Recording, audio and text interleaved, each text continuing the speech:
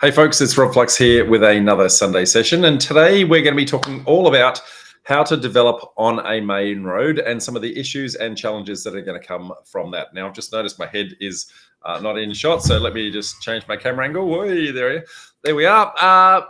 So what are we talking about? Developing on a main road, lots of different issues and challenges with regards to this. A couple of opportunities, but mostly just I guess things to be very much aware of in your due diligence phase, and some real big gotchas that if you don't pay attention are going to come and hurt you really, really hard. So let's first of all start to have a think about, well, what is a main road? Well, you may not actually realize it, but the state and local governments have what is called a road hierarchy, and that road hierarchy designates the kind of road that you're actually on. So it could be a local or suburban road, could be an arterial road, could be a collector road, main road, highway, etc. And the more traffic that is actually navigating on that road, the more likely that you're actually going to have issues and challenges with regards to this. So if you're in a basic suburban street, then you're not going to have as many challenges. But when you're on something where there is peak hour traffic, so an arterial road, a collector road, a main road, a highway, you're going to start to have a few pain points that are going to start to impact you along the way. Now, one of them is to actually understand, well, who actually owns the road in the first place? So in some instances, it's the council that actually owns the road. And in other instances, it's the state government that actually owns the road through the main roads department, or a similar name, depending upon what state you're actually operating in.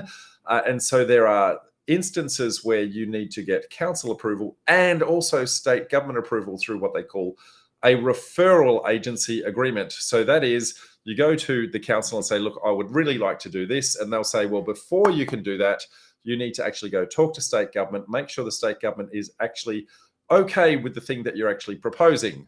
Now, the moment you add an extra government jurisdiction into the mix, of course, it's going to cause time delays, it's going to cause cost delays, and there are going to potentially be additional conditions that are actually placed on your approval that might make it both overly onerous to actually execute, more costly to actually do, and a whole bunch more. Now, the way to actually determine this, in most instances, your planning portals are actually going to designate what the road hierarchy actually is. If not, refer to your town planner. They will be able to reference how you can actually determine the designation of that road hierarchy and who actually owns the road. Okay, so make sure that when you do that, you factor in, I guess, what sort of additional time delays that might actually occur by having to refer off to these other agencies, and also understand the kinds of conditions that the state government in particular might come back with. So there might be noise attenuation, there might be road widening requirements, there might be a whole bunch of impacts along those lines. So don't underestimate the power of that road hierarchy and the requirement for you to actually refer to the external agency.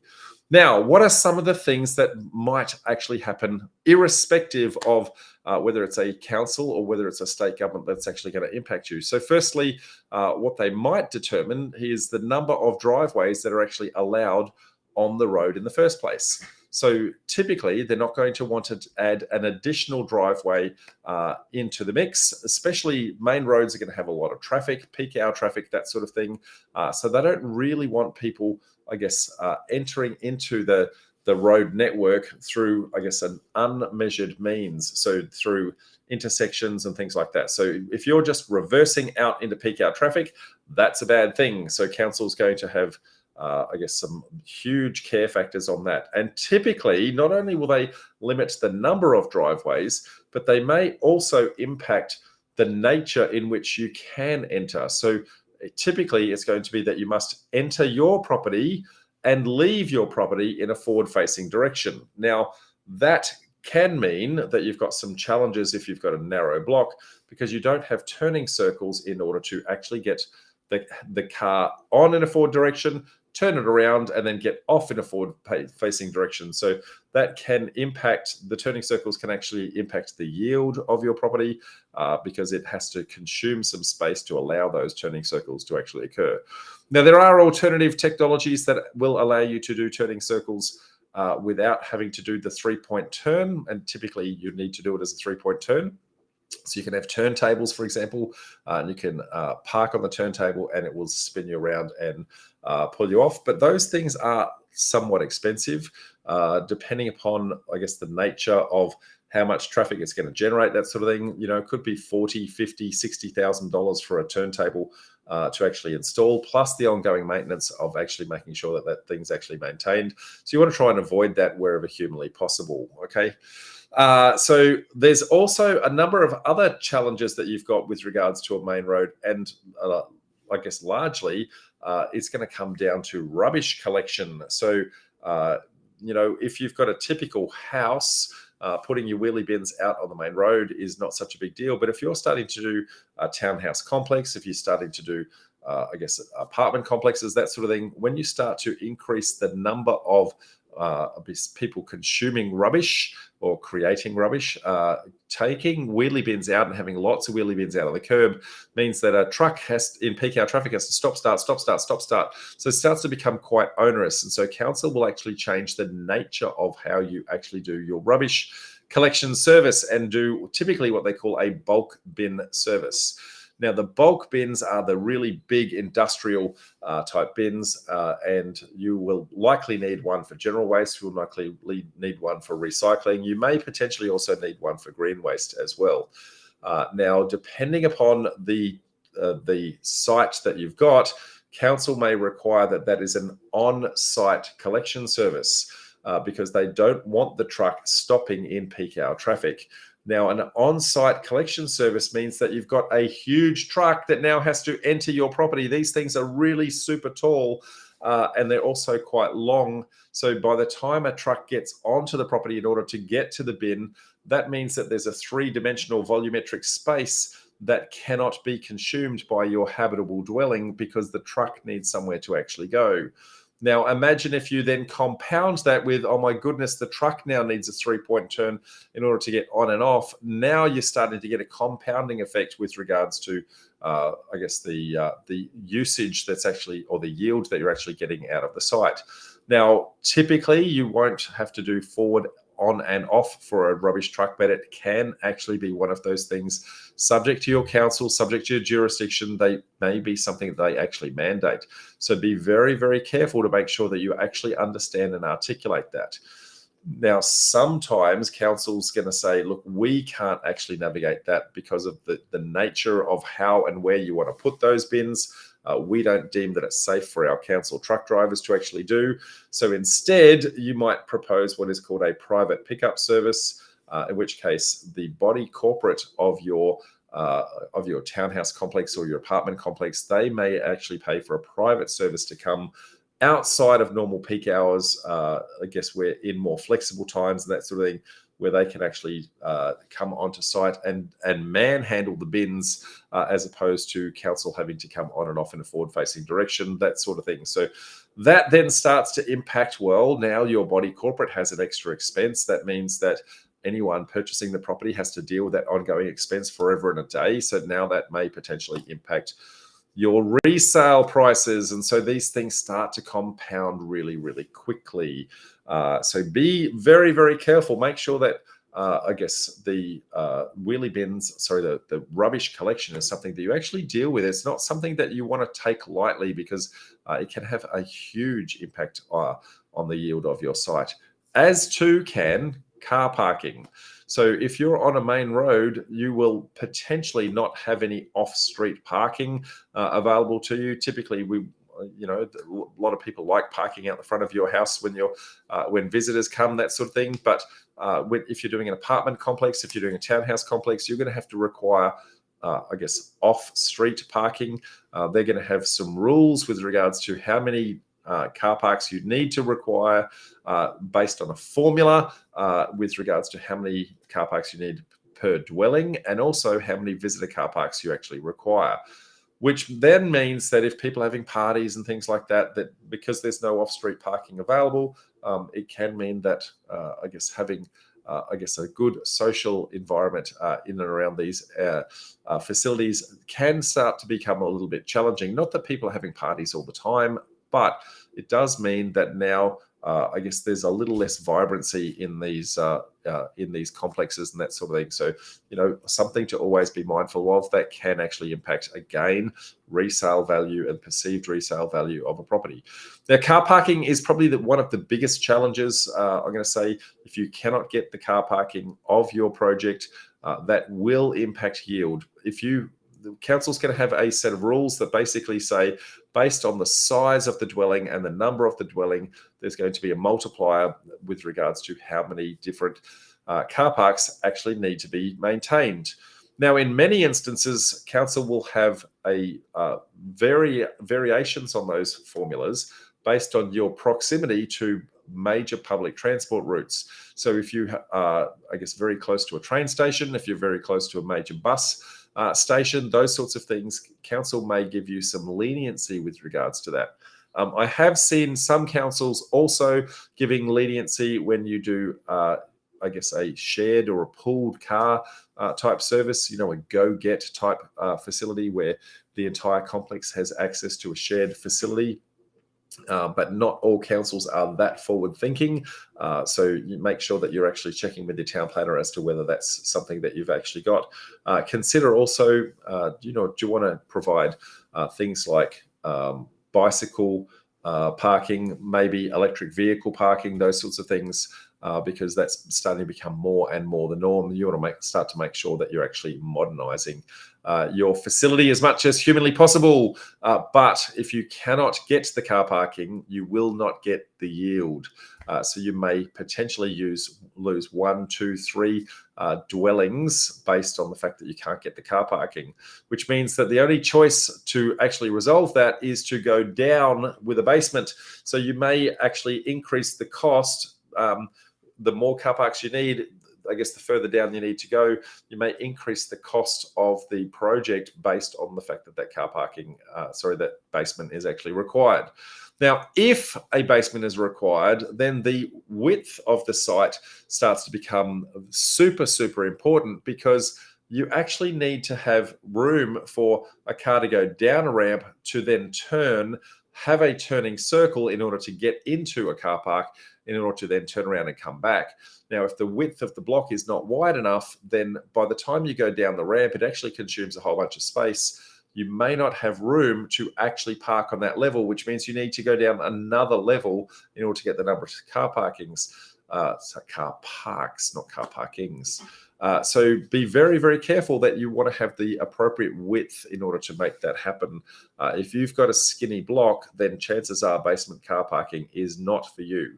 Now, there are alternative technologies that you can consider, similar to what we were saying before with regards to the turntable to get on and off. You can also have a thing called a car stacker. So a car stacker allows you to have I guess, more car parks in less room. It uses a mechanical service where you actually park almost into a miniature lift. You park your car into a miniature lift, the car goes down, and it allows another car to actually park on top of it. You can get the very simplistic ones where one car parks on top of the other.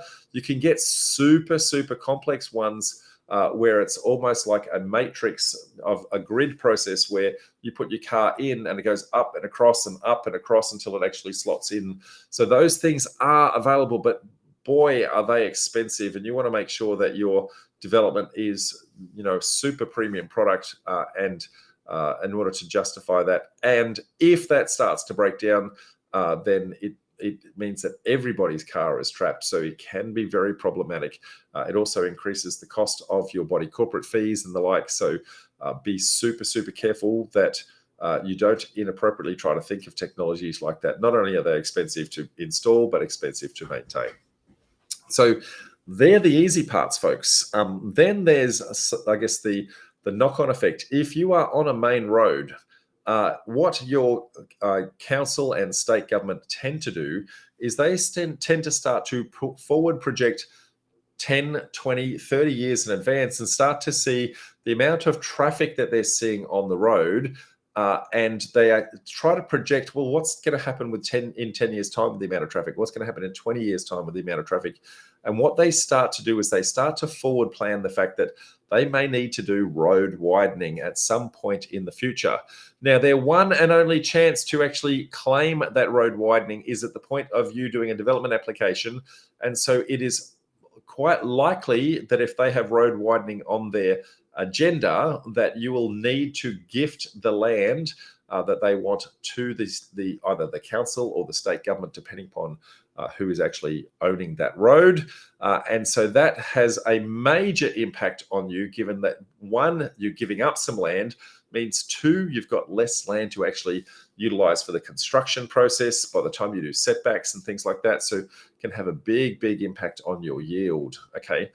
But it's the hidden costs of that most people kind of forget to do. And that is, even though the road might not be being widened today, there is a high probability of the fact that council or state government, depending upon who owns the road, will actually place some very onerous conditions on you with regards to relocating the above ground and below ground services, such as telephone poles, such as sewer, such as stormwater, such as electricity, those sorts of things. They may ask you to relocate those to the new boundary of where the future road might be.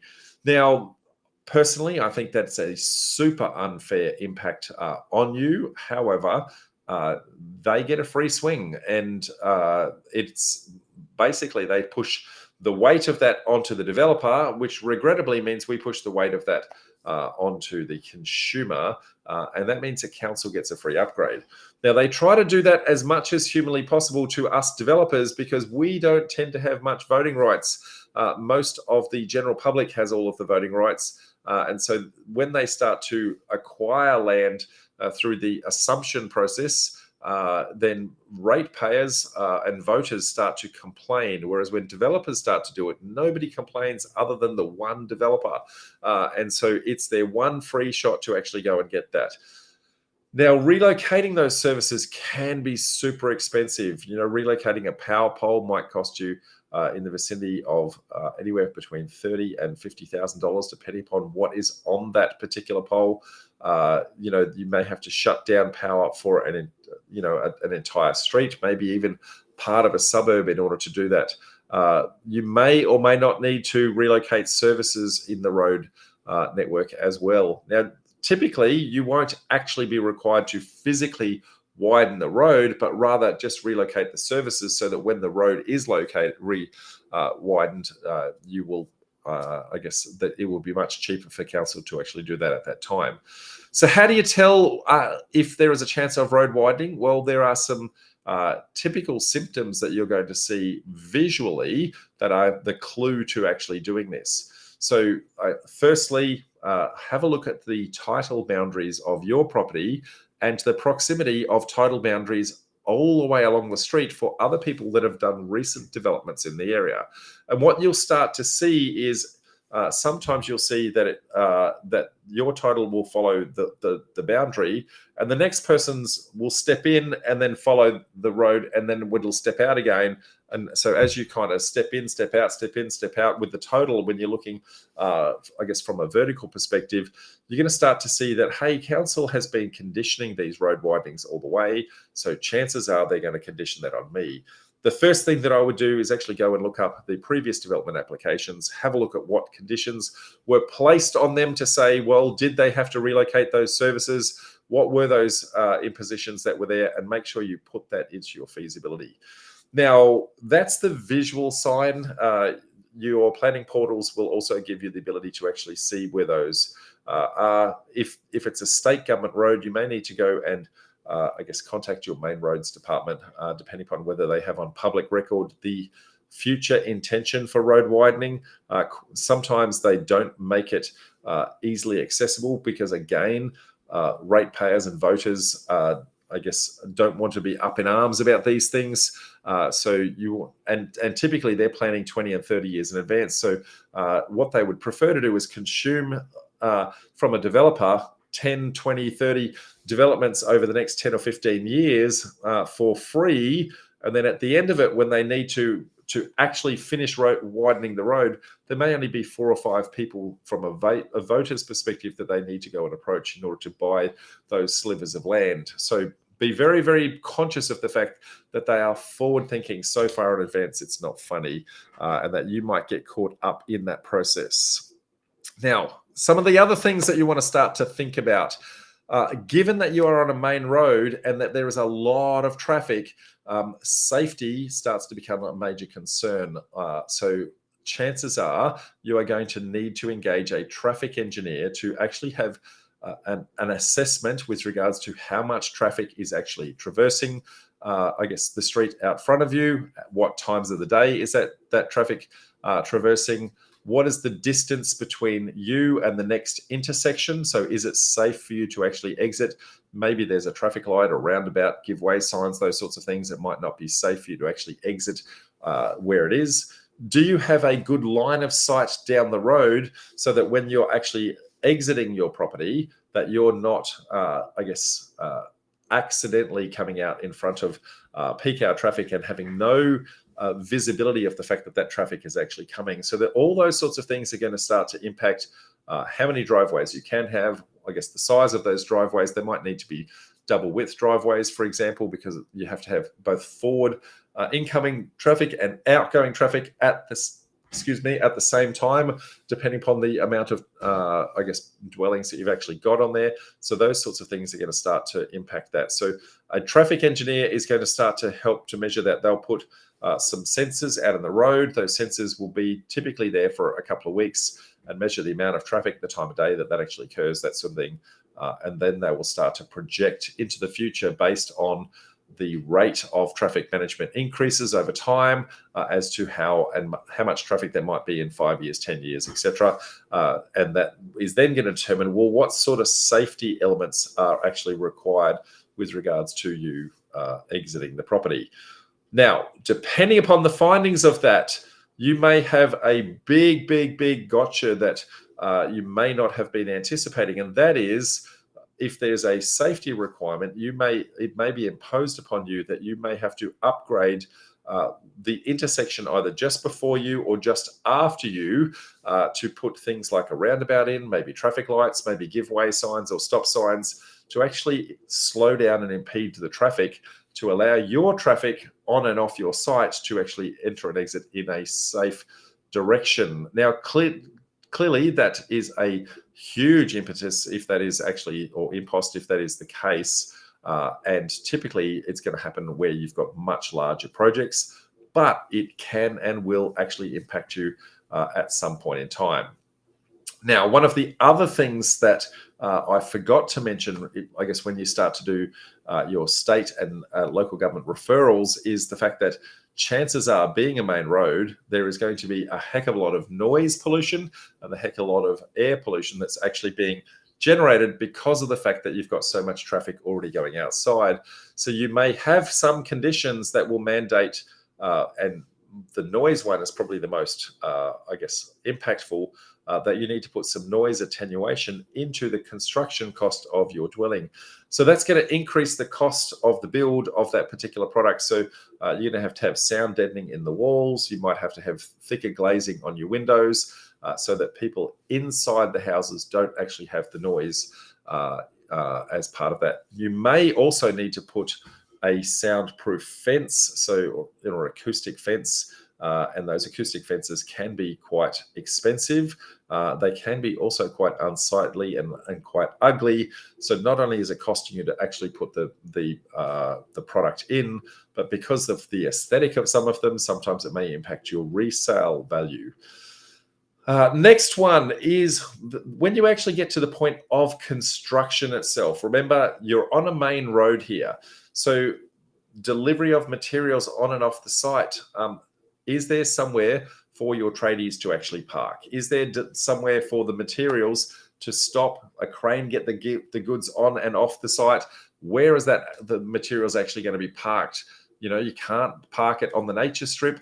You can't, block the highway or anything like that, for the peak hour traffic. So it can actually get quite problematic trying to get materials on and off site and actually get the construction actually to occur. And depending upon the amount of traffic, you may have to have what is called a traffic management plan. So traffic management plan may, depending upon the volume of traffic, mean that you may have to have people with slow down signs and stop signs, lollipop people, they're affectionately referred to actually slow down the traffic at certain points in the process. You may even put temporary traffic lights in where you can actually have portable traffic lights to actually slow down the amount of traffic going past, make them actually stop, allow the materials to be delivered, then allow them to go again, all sorts of things like that. So your traffic management plan is going to be additional costs on you because there's going to be physical people actually monitoring and managing from a safety perspective that any flow of traffic going past the project while it's being constructed, it does so in a very safe manner. Now, for any of you who've been past any traffic management, you'll see that there's typically one person at one end, one person at the other end. They're talking on walkie-talkies. Sometimes there's, I guess, supervisors of that, so that the labor costs on that start to man up quite quickly, plus the fact that actually just slows the project down. So make sure you account for the cost of your traffic management plan. Make sure you account for the cost imposed on the fact that your project's actually going to take a little bit longer to actually, take to actually construct. Now, that means that specifically you may be forced upon you that you can't have delivery of materials at certain hours, for example, because peak hour traffic on the way into work might mean that somewhere between, let's just say, 6:30 and 9 o'clock, you might not be allowed to deliver materials to site because it's going to slow down the main traffic going past, which means that you have to coordinate very, very well to make sure those materials are there the day before. You actually want to start to consume them, that sort of thing, which means, afternoon, evening type deliveries. But you've only got a certain number of hours we can actually make noise on the site. And so, sometimes that means that you're really shrinking the actual window we can actually do construction because of the fact that you've got these limitations actually imposed on you in all sorts of ways. So be super careful in doing that. Now, when you're actually engaging with your builder, make sure that the builder is very aware of these things and has factored that into their scope of works, because what you don't want to do is make sure that, you want to make sure that they haven't excluded that in their scope of works to say, look, traffic management is out of scope, delivery of materials is out of scope, those sorts of things. So be very, very careful and review your contracts. We've touched on the fact that there might be road upgrades. In some rare instances, it may be upon you to actually physically construct the widening of the road, depending upon how close it is. Remember, I said they're typically planning for years in advance. Depending upon how close you are to that coming to fruition, you may actually have to install the road itself, which means upgrading all the underlying services like sewer, stormwater, etc. Then there's, we want to get sewer and stormwater off the property. And depending upon where they're located, a perfect site will mean that those services are located to the front of the property. But in many instances, that means they're actually located inside the road network itself, which means if it's a main road, then we can't be digging up the road in peak hour. So we may have to do after hours and evening works. In order to do that, we may have to get permission from the state and local government as to how and when those works will actually occur. Again, that's going to have massive delays seeking those approvals and making that actually occur. So be super, super careful that you've planned and navigated all of this well in advance with the implications of how that's going to be. Some other elements that you might want to start to think about is, depending upon the number of dwellings that you're actually creating, you may have to do electrical upgrades for, the amount of electricity coming to the property, also the amount of telecommunications coming to the property. If you're putting an apartment complex in, or say 20 townhouses, that sort of thing, you may not have enough of those services out the front. So while that's not technically a main road issue, what it does mean is you may have to drag the services from a long way down the road in order to actually get to where you are. And again, digging up the main road for a long distance can be super, super expensive. One to also think about would be, again, inside the road network, is there a fire hydrant nearby within close proximity? Now, each jurisdiction will have slightly different rules on this, but typically it's going to be somewhere between 80 and 120 meters away from your dwelling that you need to make sure that you've actually got a fire hydrant. If you don't have that, then that's something you want to start to think about. Now, each state tends to identify fire hydrants in a slightly different way, but what is starting to become a lot more common across all jurisdictions is a blue cat's eye. The cat's eye is a little thing that I guess is implanted on the road. So at night, it's a reflector. So at night, as the fire engine's running down the road, there's a white reflector, white reflector, white reflector, then a blue one, and then so that tells the fire engine very quickly, hey, there's a fire hydrant very close nearby. So start looking in your road networks to see how far away are those blue cat's eyes. In some instances, you don't have the cat's eye, and there's I guess a pole with FH for fire hydrant, something similar like that. So understand what your indicators are in your particular area. You may also, being a main road, it's very highly likely that there's going to be a bus stop somewhere near you, and it could potentially even be in front of your property. That might have some major implications with regards to where your entrance is, how wide your driveway can be, and a whole bunch more. So, bus stops can be a major challenge. So it's not just, hey, is it a stick and somebody's standing there? Sometimes it's an entire bus shelter that you might want to relocate. Now, buses tend to be quite large, so they require quite a bit of physical space outside the property. Plus, they need room to pull in and they need room to pull out. So if you're having to relocate a bus stop, then it has a major potential to actually impact upon your neighbors' properties. Most neighbors are not going to be happy with that. And if you're looking to relocate a bus stop, you'll typically need, one, you'll definitely need council approval, but two, you are almost certainly going to need your neighbors' approval to be impacted by them. You'll need sign off and all of that and the like. So that can be very, very problematic in order to achieve, but go and actually have a look to that.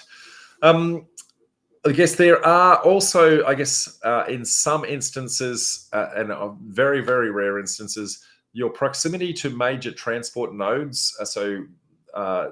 Proximity to major bus stations, proximity to major train stations may actually mean that there is a potential for lowering your car parking standards. So you don't have to actually have as many car parks required because people can walk to the train station or walk to the bus station. Understand the distance between where you are. Now, typically it's not measured by a straight line, but it's typically measured with, hey, if I walk down the footpath, cross the road at a 90-degree angle, at a safe location, no jaywalking, that sort of thing. How far away am I actually from there? And each council will have a different set of rules as to the distance away. So for some councils, it's 200 meters. For other councils, it's 400 meters. For some councils, it's a kilometer. So depending upon the distance, you may have some slightly different or slightly more relaxed car parking standards. Now, all of that has been cost. So, there's lots of implications with regards to the cost of the project going up. But there's also another problem, which is, well, you're actually on a main road, which means that it's a less attractive product to actually sell. So the resale price can be down, prices are down. So that might mean that the differential between the cost and the resale of the finished product just isn't big enough to actually justify the project. So you want to be super, super careful and do all of your research to actually understand what would the resale price of your finished product be where it's actually located on a main road. You can't compare resale of a product one street away. It needs to be on that road. You may not have some recent sales to compare on that road, so it might be a little bit of conjecture that you're hoping to get the price points that you're trying to achieve.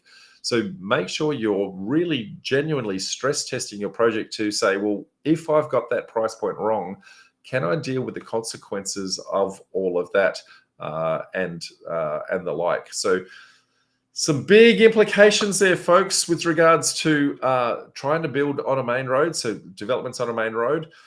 If you're doing smaller projects, then, maybe a 1 to 2 subdivision, maybe a little duplex, something along those lines, chances are you're not going to have all of those implications that I talked about. It's going to be more of a subset of that. But there will be some common challenges that I've seen many, many times, and that is that each property won't have an individual driveway, but they'll have a dual shared driveway. So they'll increase the width of the driveway to allow 2 cars to come on and off at the same time. But typically, it's only one entrance and exit point shared between the 2 properties. As you're getting larger and larger with the number of dwellings on there, then the implications start to be bigger and bigger and bigger. Again, typically one driveway, but I guess that on and off in a forward-facing direction, those sorts of things start to become really, really big. So, folks, make sure more than any other project anywhere that if you are looking to do something on a main road, that you are super, super diligent in your due diligence and go and look for all the issues and challenges on your particular project. So engage with all the relevant people. So your town planner, your architect. So your town planner is going to tell you what you need to comply with. Your architect needs to deal with the fact that, hey, where are we going to put the bulk bins? Hey, how are we going to deal with the car parking requirements? Hey, how are we going to deal with the turning circles on site? Those sorts of things. How are we going to deal with the rubbish truck coming on and off the site? You also want to deal with your traffic engineer. Your traffic engineer is going to have a huge implication on this. Engage very, very early in that process, I guess, to try and navigate the implications of that on upgrades outside of your property. You also want to make sure that you're doing all of the relevant researches for any road widening that may occur and any referral agencies that you need to deal with, such as the state government, main roads department, etc. They can be very, very impactful in doing that process. You may need to deal with an acoustic engineer to actually understand how much noise is actually traveling past the site right now, so that you can actually understand, well, how's that going to impact the cost of actually sound deadening and soundproofing the dwellings in the future. So deal with that up front in your due diligence phase. Spend the money doing those sanity checks, because you don't want to get an approval. Council say, yes, you can do it. And then when you go to construct it, they say, yes, but the amount of sound attenuation you need to deal with is going to be massive, okay? And it's going to cause the cost of the project to actually blow out. Ooh, that's quite a bit to cover, folks. Hoping that you guys got plenty out of that. What I'm going to do is I'm going to race over to Facebook land now, see if anybody out there actually has any questions. So give me a couple of seconds to press a couple of buttons.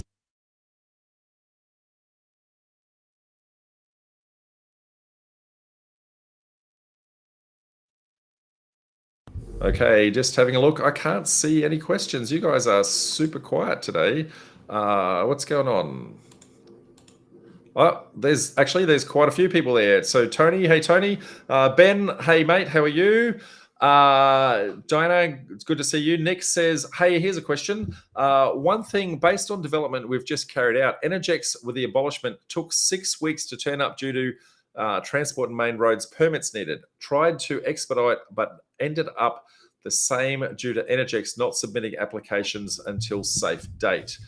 That's kind of what I'm referring to, Nick, is regards to, hey, there's going to be these referral agencies that you're dealing with, and those referral agencies can and will take their time. So whether it be the electrical provider, whether it be your utilities provider, whether it be state government, that sort of thing, you want to understand who these external agencies are that you deal with. Prep for them up front. Go and reach out to them early. Factor in, which factor in those long holding costs and the fact that they are typically going to come back with a certain number of conditions. So do your research on all of the previous development applications in the area to say, what are the conditions that they have been imposing on other people? A lot of other people saying hi. So Matthew, Karen, and Corey all saying hi. Great session. Thank you.